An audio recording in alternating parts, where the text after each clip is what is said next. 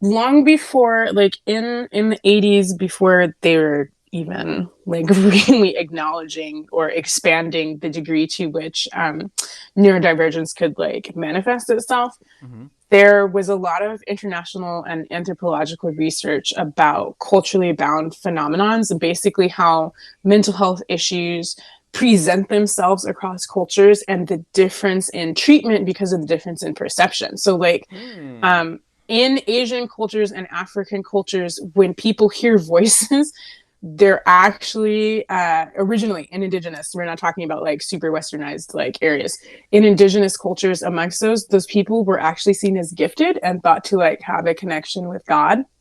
Wow. So they didn't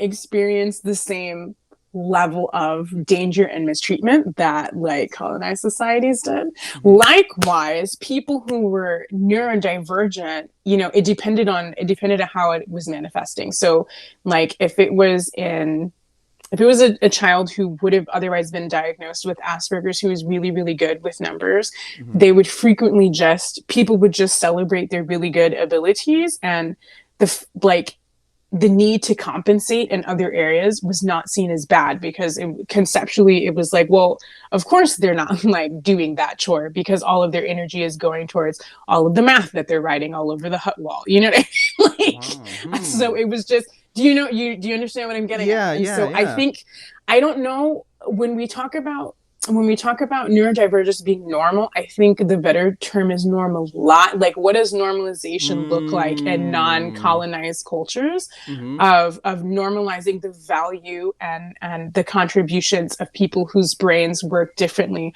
versus ostracizing them? And so for me, it's better to look at it that way for those reasons. Originally, in most tribal cultures, there just wasn't like a such thing. I won't say there wasn't such thing as ableism because that's not true. But as far as we know, anthropologically, most ableism came from like physical stuff. Like if you could not contribute to the needs of the tribe from a survival standpoint, obviously certain people are going to have issues with that. Hmm. Um, and I don't want to, I think that's adjacent to Western ableism. I don't think that that's the same because if you're in a hunter gatherer society and it's someone who like has to be carried on somebody else's back, like well into their adulthood, that Hmm. poses a different level of burden on a society who like depends on you being like, on you being able to ambulate, Yeah. right? Because otherwise something might eat you.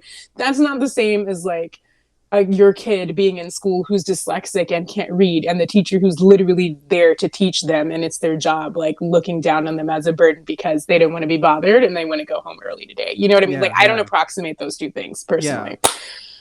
um but yeah, I think in a modern sense, when we translate that now, the vast majority of the responses that we see in communities of color to neurodivergence are not endemic to our own culture. Like they don't come from our original culture. This comes from implicit trauma response and memory in our communities of like the more you can be separated from whiteness is the greater danger you put yourself and potentially all of those who are attached to you in by people who were perpetuating whiteness, right? So Hmm. like Hmm. you're posing a greater risk to us because you're making it more difficult for us to fit in, or you're making it more difficult, right? And so I think if you, for me, I've noticed when I start phrasing people's fears around neurodivergence and communities of color that way, like people are like, whoa, whoa, whoa, like, are you trying to say that I'm like being racist to my kid? And I'm like, not to your kid. I'm trying to say that you've internalized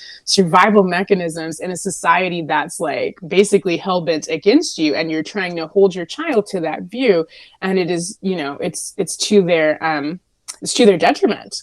And ultimately that means that for you as a parent it's to your detriment because that means more trauma for both of you. That means, more work, less resources. That means more difficulty at home, more strife, less love, and all of these other things. So I think moving back towards this mindset of like, how do we normalize the idea of valuing someone regardless of how their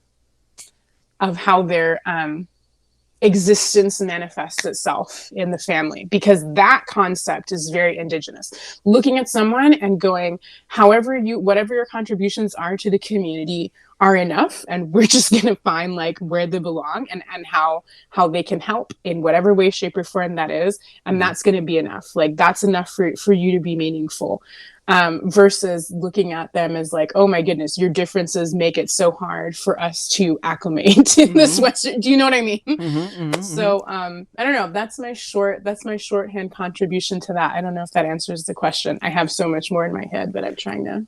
No, I love it because I mean, you kind of like earlier on, you kind of, my mind exploded because I didn't even think about like that idea of, you know, when we talk about the way that our minds work, or if we're hearing voices, and from a Western capitalistic perspective, like, we know exactly how that maps out. Like we've seen movies of like, Exactly. oh, the dude with the voices, and he Yes. goes on this weird bender, and like we have all these narratives about what we think that is, and then we also have, Right. you know, uh, evaluations about what that means relative to, especially in America, we're always obsessed about how that impacts productivity and work and your Absolutely. jobs and your career. Like, I mean, this is Right. basically Money, basically. exactly. I mean, this is basically Dr. Phil's whole like career wrapped up into one. Yes, it is. And so, like, I was so fascinated because that is really true. That we do so often think about neurodivergence from that perspective when we don't think about, like, in the same way that food can be cultural and relative to Yes. these particular areas, so too can our perceptions of neurodiversity.